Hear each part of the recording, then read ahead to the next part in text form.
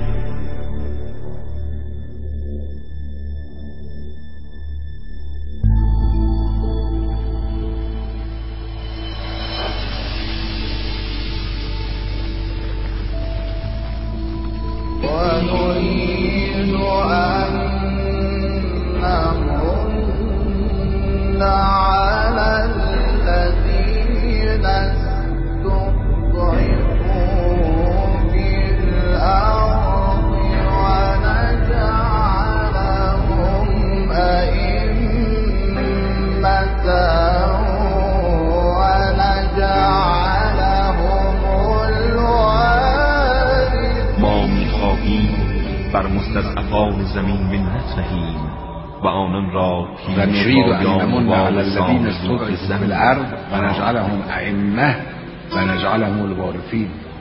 یعنی هیچ وقت ملت ها، امت ها مأیوس نباید بشوند از گشایش. این نور و امید است که جوانها را به انگیزه و حرکت و نشاط وادار میکند. از دلمردگی و افسردگی جلوگیری میکنه. روح پویایی را در جامعه زنده میکنه. انتظار فرج اینه. انتظار جمعه رو میکشیم که معطر از نسیم و نرگسه. به فرشته ها بگو دعا کنن، نکنه صدای ما نمیرسه.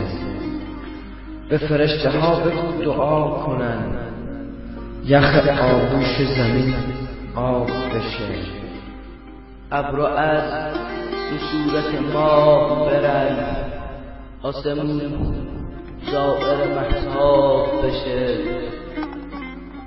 قطره قطره عاشقیم و بیقرار، کی سحر میشه شبای انتظار. لحظه لحظه بیقرار جمعه‌ایم، جمعه جمعه چش به راه نزار. جمعه جمعه چش به راه نزار. اللهم عجل لولیک الفرج.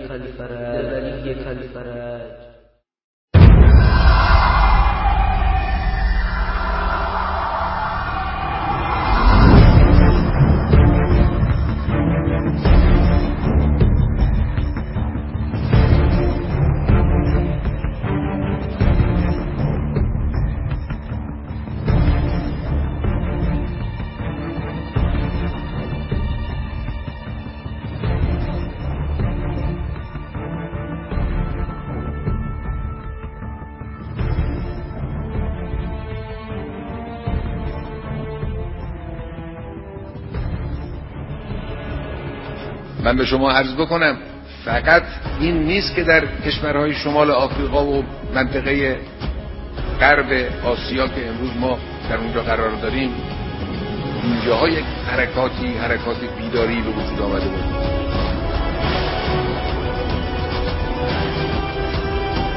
این حرکت بیداری تا قلب اروپا خواهد رفت.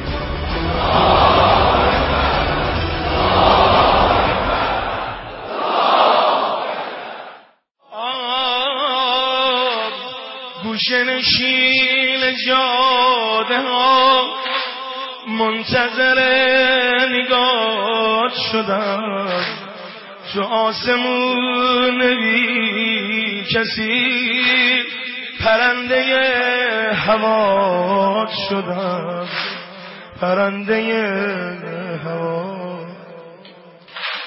تو سینه تک تک ما یه قاب عکس خالیه، دلخوشیمون از دیدنت یه تصویر خیالیه، یه تصویر خیالیه.